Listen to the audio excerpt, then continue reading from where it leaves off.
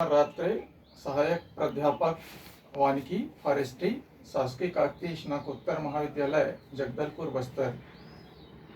आज मैं anatomical structure of would और वुड एनाटॉमी कास्ट के आंतरिक संरचना के ऊपर चर्चा करना चाहूँगा। सबसे पहले देखते हैं इंट्रोडक्शन, परिचय। सबसे पहले हम देखते हैं किसी कार्य के लिए कास्ट मीन्स वुड की आवश्यकता होती है। तो सबसे पहले प्रश्न यही होता है कि किस प्रकार से और उसमें कौन कौन से गुण होनी चाहिए। एक तब पता चलेगा जब हम कास्ट के एनाटॉमिकल स्ट्रक्चर ऑफ वुड का अध्ययन करेंगे, तब हमको पता चलता है कि उसमें कौन कौन सा गुण और कौन कौन सा कार्य है। इसके बाद हम देखते हैं द सेल, पादप सेल के बारे में। पादप सेल हम देखते हैं, जो पादप सेल ये जो है प्रोटोप्लाज्म, जो जिसको बोलते हैं प्ररस रस, जो जीवन का आधार होता है। पौधे में हम देखते हैं जो प्रोटोप्लाज्म है बिखरे हुए या फैले हुए नहीं रहता, ये एक पतली हम देखते हैं झिल्ली में बंद रहता है और इस प्रकार से वो दिखाई देता है। तो सबसे पहले हम देखते हैं प्रोटोप्लाज्म, फिर हम देखते हैं साइटोप्लाज्म,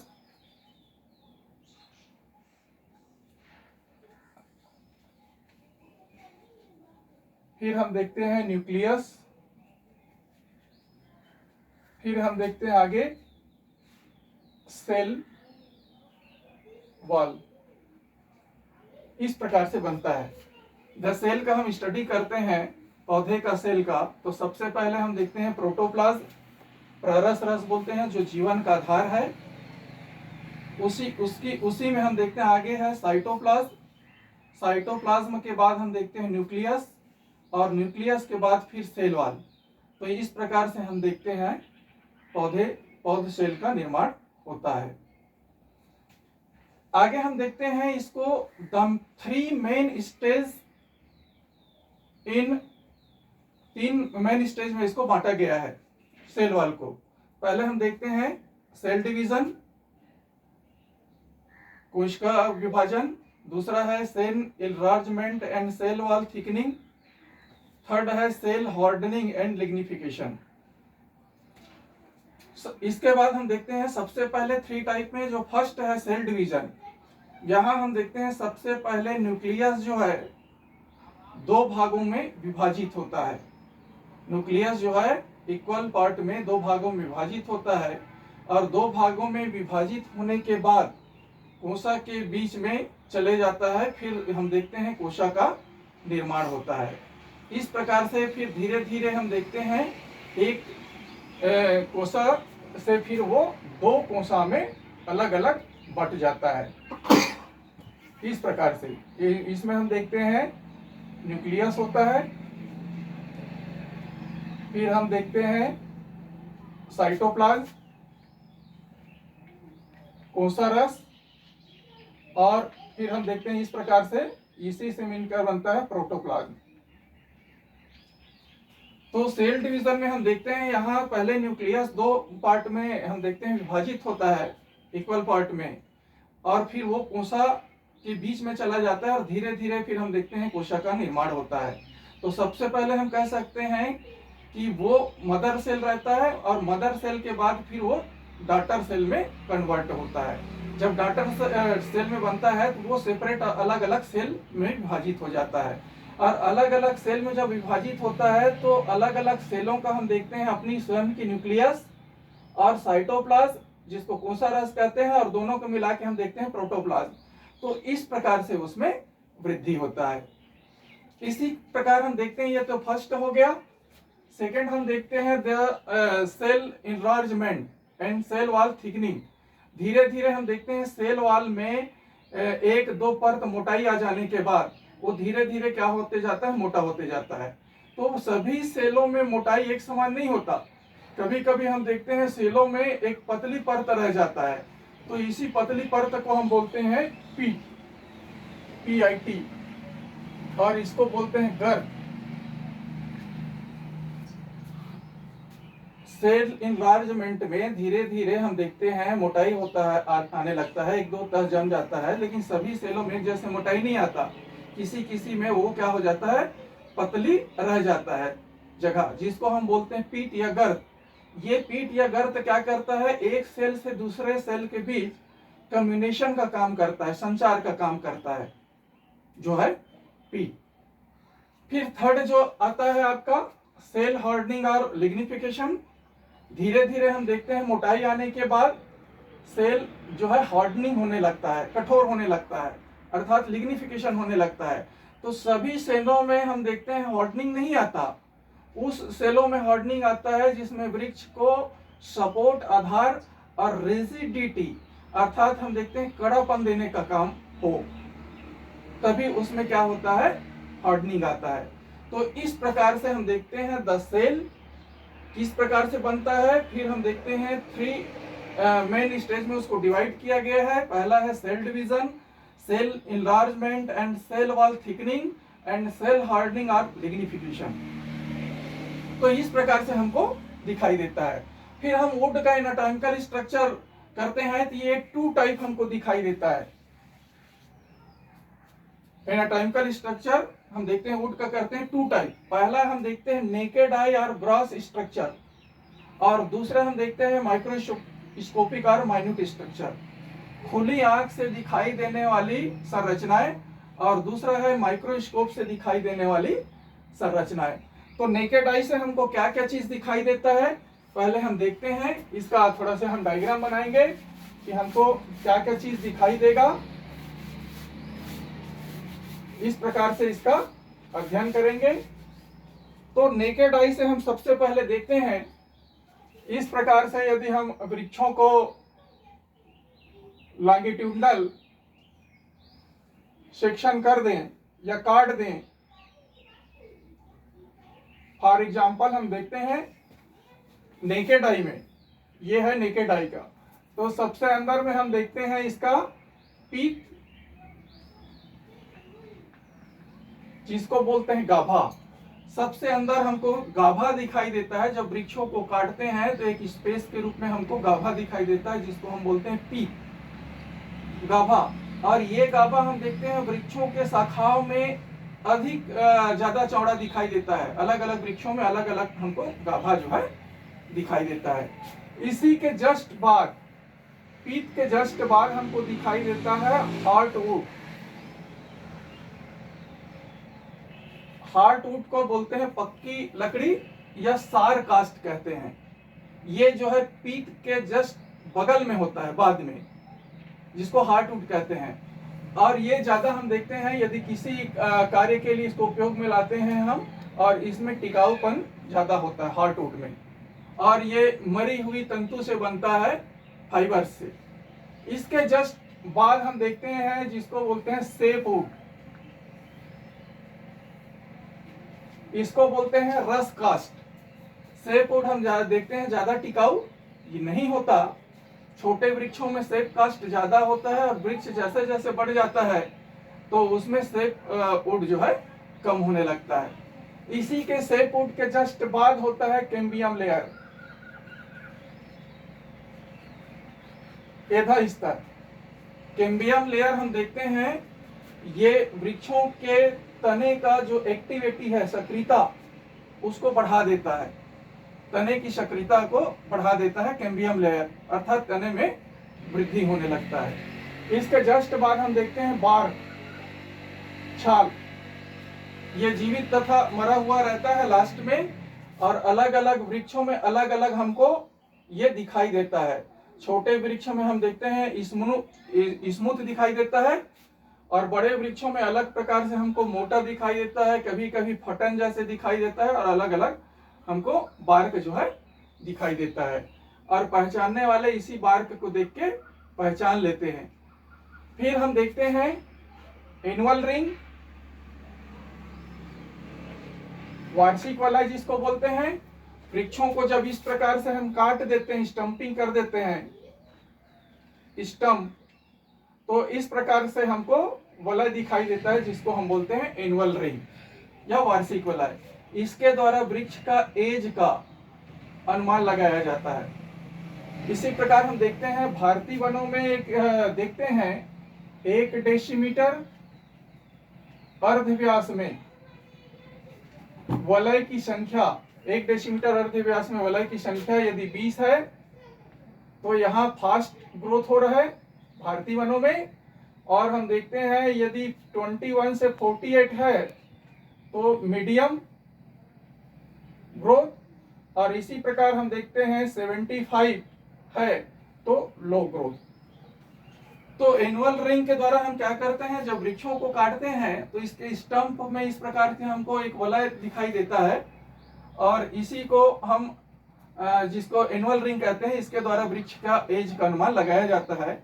भारतीय वनों में 1 डेसीमीटर अर्धव्यास में यदि वलय रिंग की संख्या यदि 20 है तो फास्ट उसमें गति से वृद्धि हो रहा है, 21 से 48 है तो मीडियम, और 75 से अधिक है तो लो।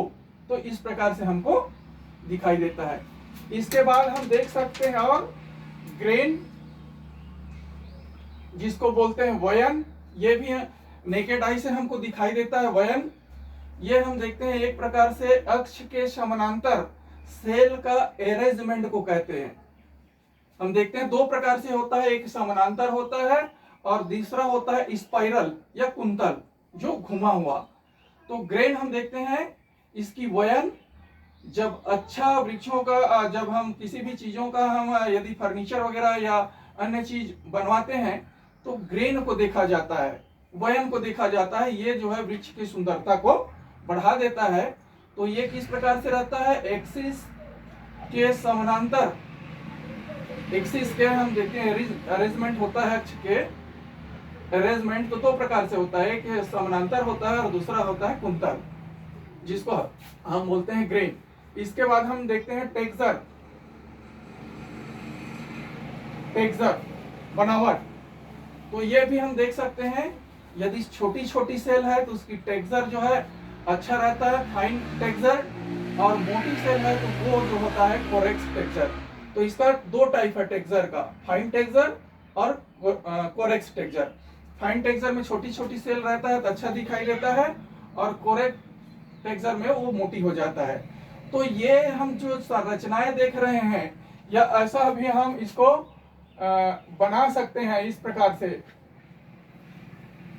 प्रकार से बना के भी हम समझ सकते हैं। ये जो है अंदर का पीत का, और ये वाला पोर्शन जो है आपका हार्टवुड का है, हार्टवुड।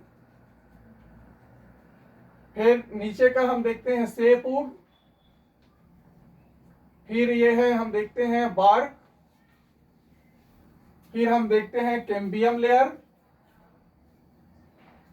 फिर हम देखते हैं एनुअल रिंग। तो ये जो संरचनाएं एग्जांपल जो हम पढ़ रहे हैं ग्रॉस स्ट्रक्चर में, या हम नेकेड आई से कौन कौन सा चीज दिखाई देता है, तो जब वृक्षों का हम एनाटॉमिकल स्ट्रक्चर ऑफ वुड का अध्ययन करते हैं तो नेकेड आई से, खुली आंख से, या ग्रॉस स्ट्रक्चर जिसको हम देख सकते हैं, तो कौन कौन सा चीज दिखाई देता है, पीत गाभा दिखाई देता है, हार्टवुड पक्की लकड़ी या सार लकड़ी कहते हैं ये दिखाई देता है, सेपवुड है, कैम्बियम लेयर है, बार्क है, एनुअल रिंग है, और ग्रेन है, और टेक्सचर।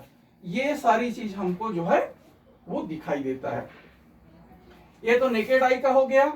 सेकेंड हम देखते हैं माइक्रोस्कोपिक और माइन्यूट स्ट्रक्चर। और माइक्रोस्कोपिक और माइन्यूट स्ट्रक्चर में हमको क्या क्या चीज दिखाई देता है। सबसे पहले हम देखते हैं ट्रेकिड्स।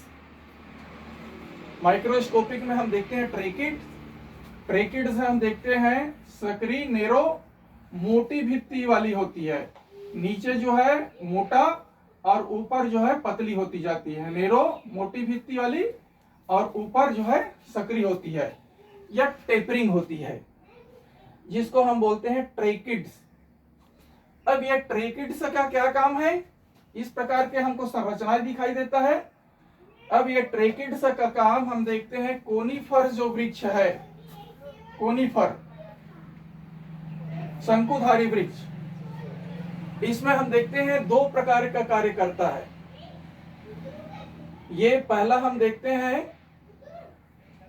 कंडक्शन ऑफ शेप, और दूसरा है रिजिडिटी, जल संवहन का कार्य और वृक्ष को कड़ापन देने का कार्य इसके द्वारा होता है। किसमें? कोनिफेरियस या कोनिफर में, ट्रेकिड्स का। दूसरा हम देखते हैं वेसल्स और पोर्स। फिर एक कोनिफर में हो गया। फिर ब्रॉड लीफ में हम देखते हैं ट्रेकिड्स का काम। इसमें हम देखते हैं कोनिफर में ट्रेकिड का दो काम है, कंडक्शन ऑफ शेप है, जल संवहन का काम, और रिजिडिटी, कड़ापन देने का काम। लेकिन ब्रॉड लीफ वाले ट्री में हम देखते हैं दोनों कार्य जो है अलग अलग कोशिकाओं के द्वारा होता है। यहां हम देखते हैं वेसल्स का काम जो है, पोर्स का या वेसल का काम कंडक्शन ऑफ शेप है, जल संवहन का काम ब्रॉड लीफ वाले ट्री में। और रिजिडिटी का काम हम देखते हैं फाइबर्स या तंतु के द्वारा होता है। तो यहाँ ब्रॉड लीफ वाले में हम देखते हैं दो अलग अलग कोशिकाओं के द्वारा दो अलग अलग कार्य हो रहा है। लेकिन कोनिफेरियस में हम देखते हैं ट्रेकिड्स का ही दो कार्य है, कंडक्शन ऑफ शेप और रिजिडिटी। तो इस प्रकार से ये ट्रेकिड्स का हो गया। और यहां हम देखते हैं वेसल्स का और पोर्स का। वेसल्स का हम काम देखते हैं कंडक्शन ऑफ शेप, जल संवहन का काम करता है ये वेसल्स। और यहां हम देखते हैं फाइबर्स जो है ये रिजिडिटी काम, रिजिडिटी, कड़ापन वृक्ष को देने का काम फाइबर्स के द्वारा होता है। तो यहाँ ब्रॉड लीफ में हम दो अलग अलग सेलों के द्वारा, कोशिकाओं के द्वारा अलग अलग कार्य हो रहा है। इसी प्रकार पोर्स के आधार पर इसको दो भागों में बांटा गया है। रंध्र के आधार पर दो भागों में इसको बांटा गया है।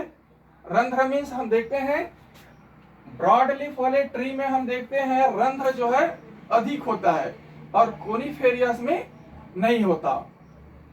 पोरस हम देखते हैं ब्रॉड लीफ में ज्यादा होता है और कोनिफेरियस में नॉन पोरस होता है। पोरस के आधार पे हम देखते हैं इसको दो भागों में बांटा गया है, ring porous and diffuse porous, वलय रंध्र, और हम देखते हैं डिफ्यूज पोरस। रिंग में हम देखते हैं इस प्रकार से हमको वलय जैसे दिखाई देता है, एक साल में जो संरचनाएं बनी होती है वो जो रिंग के आकार में दिखाई देती है। इसी प्रकार डिफ्यूज में हम देखते हैं, ये हम देखते हैं बिखरे हुए या फैले हुए दिखाई देता है, जिसको डिफ्यूज पोरस कहते हैं। फिर आगे आता है इसका टाइलोसिस। टाइलोसिस हम देखते हैं एक प्रकार से गुहारुद्ध इसको बोलते हैं हिंदी में। और ये जो है वेसल्स और पोर्स में एक गुब्बारे की भांति हम देखते हैं उसमें अटैक कर देता है, यहाँ ऐसा फूल जाता है गुब्बारे की भांति। और पोरस के द्वारा हम देखते हैं वृक्षों में विभिन्न प्रकार के क्रियोजोइड या प्रिजर्वेटिव जो है परिरक्षी चीज अंदर नहीं जा पाता, पेनिट्रेट नहीं होता। वो क्या कर देता है, उस वेसल्स को या पोर्स को गुब्बारे के भांति रोक देता है। कोई भी चीज क्रियोजोइड है या प्रिजर्वेटिव चीज है वो अंदर नहीं जाता। इस प्रकार से ये क्या करता है टाइलोसिस, वृक्ष के अंदर हम देखते हैं टेम्परेचर और उसकी मॉइस्चर को ये क्या करता है, बनाए रखता है। इसी कारण से कभी कभी हम देखते हैं इसमें फफूंद का आक्रमण नहीं होता, वो अंदर जाने से रोक देता है, तो आर्द्रता और टेम्परेचर को मेंटेन करता है। फिर आगे हम देखते हैं पेरेन्काइमा और सॉफ्ट टिश्यू। ये पेरेन्काइमा और सॉफ्ट टिश्यू हमको दिखाई देता है। और ये हम देखते हैं वृक्ष में हम देखते हैं फूड मटेरियल को स्टोर करने का और कंडक्शन ऑफ शेप, जल संवहन का काम भी पेरेन्काइमा और सॉफ्ट टिश्यू के द्वारा होता है। इसी प्रकार से हम देखते हैं रेजिन डक्ट। Resin duct